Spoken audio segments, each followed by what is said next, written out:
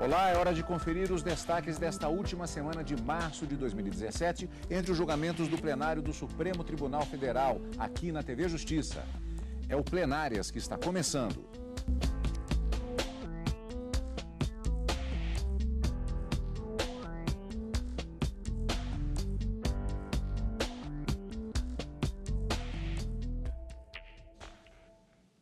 Hoje com os principais momentos das sessões dos dias 29 e 30 de março de 2017, como eu disse, Karina, portanto, encerrando os trabalhos do plenário no mês de março. Na próxima semana, claro, teremos a continuidade dos trabalhos já no mês de abril e seguindo uma tendência que já acontecia mesmo antes da posse do ministro Alexandre de Moraes, uma predominância de temas tributários. E desta vez também a retomada de julgamentos que estavam em perspectiva de continuidade, exatamente pelo quórum completo do Supremo Tribunal Federal. E o mais interessante dessa sessão plenária, das sessões plenárias que aconteceram quarta e quinta-feira dessa semana no Supremo Tribunal Federal, o interessante é que, de acordo com os números trazidos pela ministra Carmen Lúcia, no início da sessão e em razão dos julgamentos realizados, já que foram 2 recursos extraordinários envolvendo contribuição previdenciária e a sua incidência ou não em determinado sentido, e também um outro julgamento realizado na quinta-feira com o voto proferido, o voto de desempate proferido pelo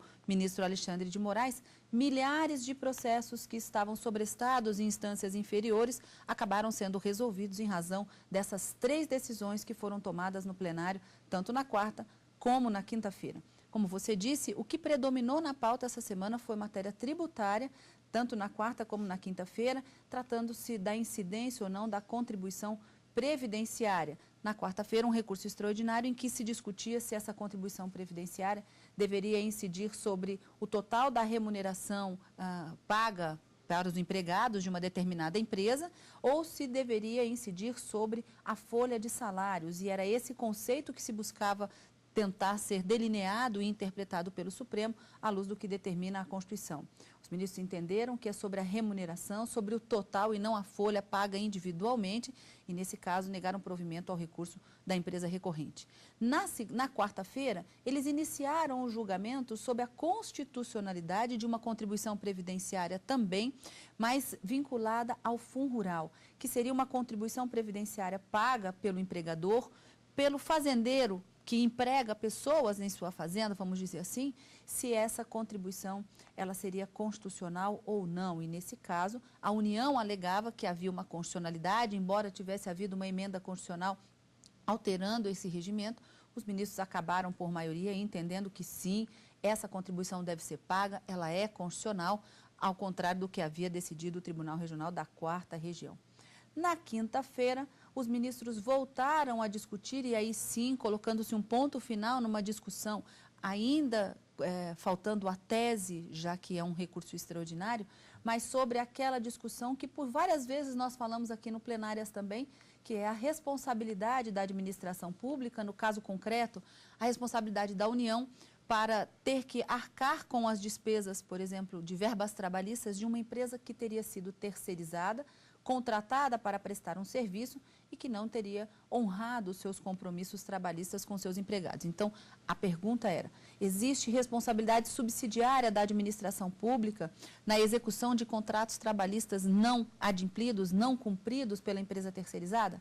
E na quinta-feira, o deslinde, o fechamento desse julgamento com o voto de desempate do ministro Alexandre de Moraes, acompanhando a divergência que havia sido aberta pelo ministro Luiz Fux, entendendo que essa responsabilidade não existe, confirmando uma jurisprudência que já havia sido implementada no Supremo em razão do julgamento da ação declaratória de constitucionalidade número 16. Ao entendimento do ministro Luiz Fux, que acabou sendo seguido pelo ministro Alexandre de Moraes, o legislador, ao estabelecer no artigo 71 da Lei de Licitações que não há responsabilidade da União ou da administração pública nesses contratos que não foram cumpridos, ele teve essa intenção e que, portanto, não cabe ao judiciário entender de forma diversa. Foi esse, portanto, o julgamento ou o entendimento que prevaleceu por maioria a partir do voto do ministro Luiz Fux e confirmado com o voto de desempate do ministro Alexandre de Moraes. Ainda na quinta-feira, um julgamento que foi retomado, mas esse não finalizado. 4 julgamentos nessa semana, esse último tratando de uma também discussão sobre a constitucionalidade de um dispositivo do Código Civil e que trata da sucessão de bens em caso de companheiros e de cônjuges, se essa diferenciação trazida pelo Código Civil seria constitucional ou não, ou violaria o princípio da isonomia. Nesse caso, na quinta, apresentado o voto do ministro Dias Toffoli, divergindo do relator, ministro Roberto Barroso, mas suspenso em razão de um pedido de vista do ministro Marco Aurélio, nesse caso, que também há um interesse nacional nessa constitucionalidade ou não, já que muitas pessoas vivem sob união estável e ainda há uma diferenciação entre o casamento e a união estável, principalmente para fins sucessórios, em razão desse dispositivo. Temos que aguardar o retorno do processo, embora haja uma maioria já qualificada para se declarar a constitucionalidade, 6 votos já foram proferidos, o ministro Marco Aurélio pode trazer o seu voto e a gente sempre diz, né, Cadu? Enquanto não for prolatado o resultado do julgamento, tudo pode acontecer no plenário do Supremo. Então vamos para os destaques da semana na cobertura do jornalismo da TV Justiça. Primeira sessão da quarta-feira, o plenário do Supremo Tribunal Federal manteve a base de cálculo da contribuição patronal para a Previdência. Com a decisão, mais de 7.000 processos que estavam suspensos em tribunais de todo o país devem ser solucionados. Por unanimidade, os ministros decidiram manter a base de cálculo da contribuição paga pelos empregadores ao INSS e que equivale a 20% do total das remunerações pagas aos trabalhadores da empresa. A decisão foi tomada durante a análise de um recurso de uma empresa de Santa Catarina. Para a empresa, a contribuição não deveria incidir sobre verbas que não repercutem nos benefícios pagos pela Previdência. Não repercute em nada e por nada, lá na minha aposentadoria não repercute, o tempo, se for o caso, de trabalho noturno, que são essas verbas especificamente neste processo. O adicional noturno, adicional de salubridade, adicional de periculosidade, gorjetas, prêmios e ajuda de custo, além de comissões.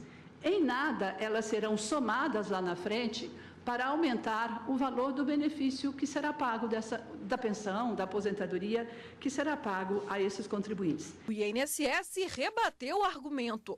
Não há como se concluir pela exclusão de tais verbas de forma absoluta da contribuição previdenciária patronal. O conceito de folha de salários, portanto, passa ao largo de eventual caráter indenizatório da verba. Refere-se, isso sim, ao conjunto das remunerações recebidas a qualquer título. O ministro Marco Aurélio votou pelo desprovimento do recurso, entendendo que a contribuição previdenciária paga pelo empregador deve incidir sobre todos os ganhos habituais do empregado, como salário, 13º e férias. O conflito de interesse envolve período anterior e posterior à emenda constitucional número 20 de 98. O artigo 195 da Constituição Federal foi por ela, emenda constitucional, alterado, no que se passou a prever que a contribuição incide sobre a folha de salários e demais rendimentos do trabalho pagos ou creditados a qualquer título à pessoa física que lhe preste serviço, mesmo sem vínculo empregatício. No caso em julgamento, a última cláusula não guarda pertinência, ou seja, a relação jurídica em que não haja o vínculo empregatício. É que o pleito refere-se a valores pagos aos segurados empregados. Pois bem, antes mesmo da vinda à baila da emenda número 20, já se tinha o versado no artigo 201, então, parágrafo 4º. Posteriormente, tornou-se o parágrafo 11, a sinalizar que, aspas, os ganhos habituais do empregado, a qualquer título, serão incorporados ao salário para efeito de contribuição previdenciária, contribuição previdenciária e consequente repercussão, está na Constituição Federal, consequente repercussão em benefícios, nos casos e na forma da lei. Nem se diga que esse dispositivo estaria ligado apenas à contribuição do empregado, porquanto não tem qualquer cláusula que assim o restrinja. Encerra a alusão à contribuição previdenciária. Então, cabe proceder à interpretação sistemática dos diversos preceitos da Constituição Federal.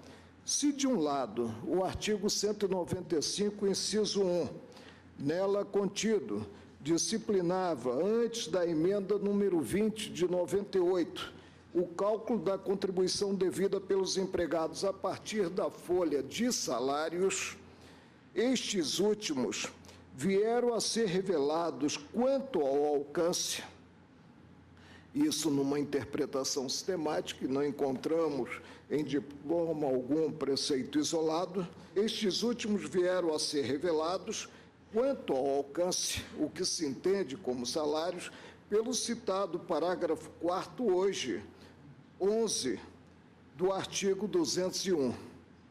Pelo disposto, remeteu-se à remuneração percebida pelo empregado, ou seja, as parcelas diversas satisfeitas pelo tomador dos serviços, exigindo-se apenas a habitualidade. Surge inadequado distinguir o período coberto pela cobrança, se anterior ou posterior à emenda constitucional número 20 de 98. No próprio requerimento, veiculado na inicial, menciona-se o pagamento habitual das parcelas citadas, buscando se afastar, mesmo diante do artigo 201, a incidência da contribuição. Bem decidiu o Tribunal Regional Federal da 4ª Região, ao desprover a apelação interposta pela recorrente. Improcede o inconformismo articulado no recurso extraordinário, que assim merece o mesmo resultado, o desprovimento. Todos os ministros acompanharam o voto do relator. Me parece que seria incongruente que a contribuição previdenciária patronal acabasse por incidir tivesse uma base econômica mais restrita que a contribuição devida pelos empregados. No parágrafo 11º do artigo 201, complementando essa interpretação quase que literal, sem grande esforço exegético, dispõe que, no artigo 201, a Previdência será organizada na forma de regime geral, de caráter contributivo, nesse caso nós estamos discutindo sobre o ângulo da solidariedade, e de que ela se comporá, de que parcela os ganhos habituais do empregado,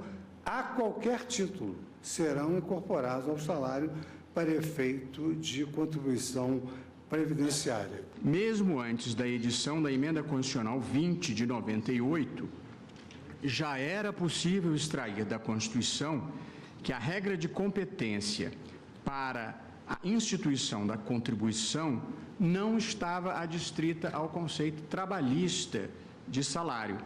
Ao contrário, é a própria Constituição que estabelece que os valores habituais pagos ao empregado devem ser incorporados ao conceito de salário para efeito de contribuição previdenciária. Portanto, os pagamentos habituais sempre foram considerados para fins de base de cálculo da contribuição, extrapolando o conceito puramente trabalhista de salário. Concordo também com o que foi aqui afirmado pelos eminentes pares, e no sentido de que a solidariedade haverá de ser interpretada tal como se põe, ou seja, é preciso que haja a compreensão de que a sua sustentabilidade depende da hermenêutica constitucional que busca o resultado, sustentabilidade do sistema para garantia deste princípio.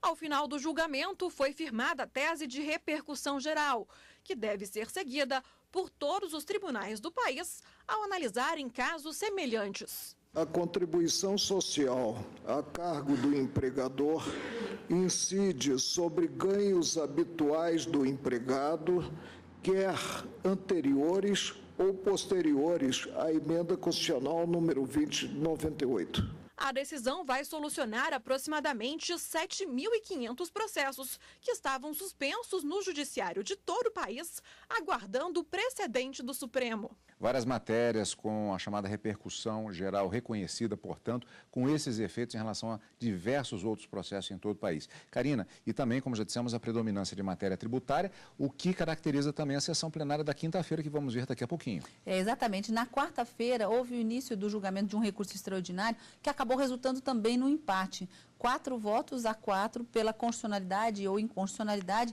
da contribuição previdenciária sobre o chamado Fundo Rural, Fundo de Assistência ao Trabalhador Rural.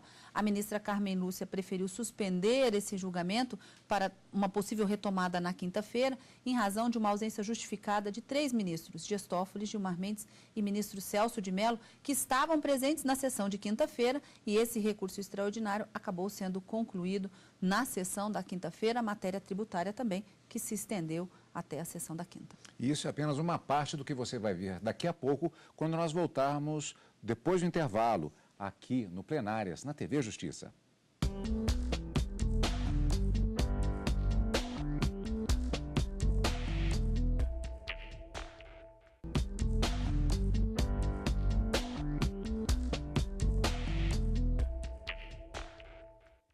Estamos de volta com o Plenárias, desta vez com os destaques da sessão plenária da quinta-feira.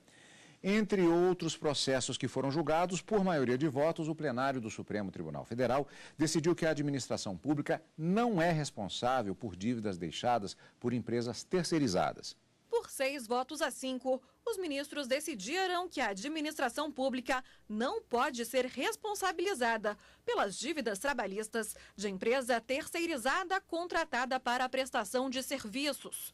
Os ministros derrubaram decisão do Tribunal Superior do Trabalho, que havia condenado a União a pagar verbas trabalhistas devidas a uma recepcionista terceirizada. O julgamento havia começado em fevereiro e coube ao novo ministro da Corte, ministro Alexandre de Moraes, proferir o voto de desempate. Permitir a responsabilização indiscriminada do poder público por verbas trabalhistas é desestimular em sentido amplo a tão necessária cooperação com a iniciativa privada, tornando-a ainda menos atrativa em tempos de aguda recessão econômica e necessidade de modernização e eficiência da administração pública para que possa se direcionar para suas finalidades essenciais. Exigir que a administração pública proceda em totum a exaustivas rotinas de vigilância, de execução de contratos terceirizados, me parece que não apenas corrói a lógica econômica dessas avanças de terceirização, desestimulando-as, como imputa ao tomador de serviço uma responsabilidade diretiva típica da subordinação empregatícia, que deveria ser exercida pelo empregador. Teríamos, consequentemente, um duplo gasto do poder público para a mesma finalidade. A tese de repercussão geral vai ser anunciada na próxima semana. Com isso, devem ser solucionados mais de 50 mil processos que estão suspensos, aguardando o precedente do Supremo. Ainda durante a sessão, os ministros declararam a constitucionalidade da contribuição do empregador rural pessoa física ao Fundo de Assistência ao Trabalhador Rural, o FUN Rural. O tributo incide sobre a receita bruta da comercialização da produção. A base de cálculo, receita bruta, proveniente da comercialização da produção rural, da contribuição devida pelo empregador rural pessoa física, encontra respaldo constitucional.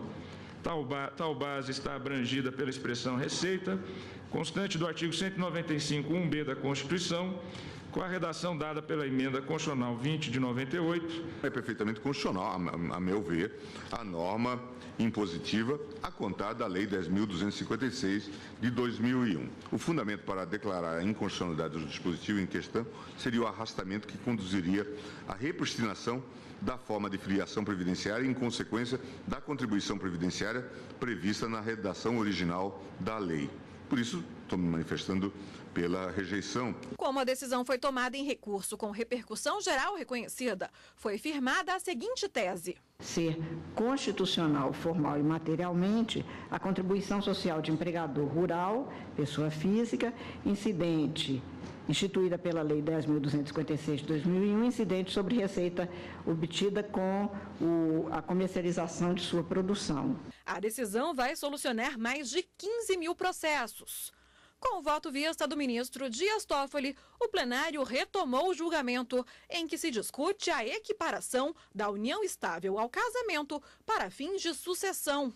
O ministro Dias Toffoli abriu a divergência, entendendo que companheiro e cônjuge devem ser tratados de forma diferenciada. Ouso divergir, pois penso não existir a inconstitucionalidade apontada.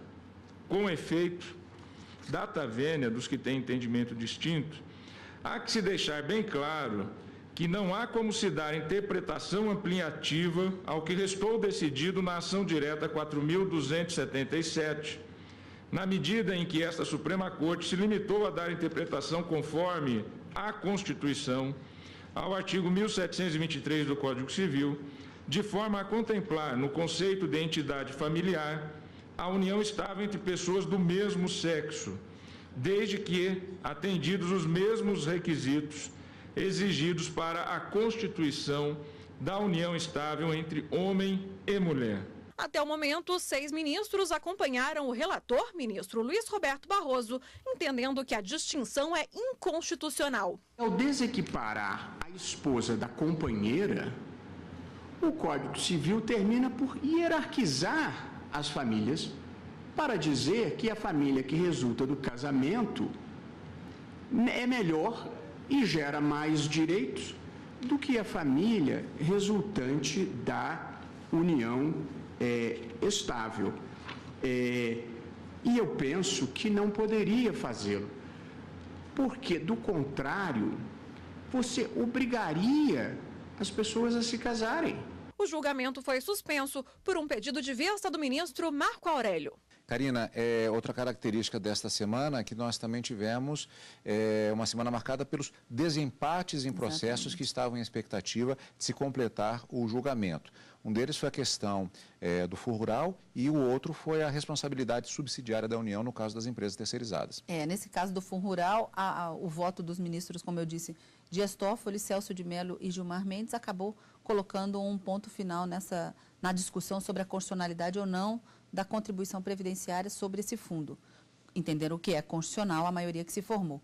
E um voto de desempate do ministro Alexandre de Moraes, que já estava prometido, já que esse julgamento teria sido iniciado antes, quando ainda estava vaga a cadeira do ministro Teoriza Vasque, falecido em janeiro deste ano, aguardando a nomeação do novo ministro.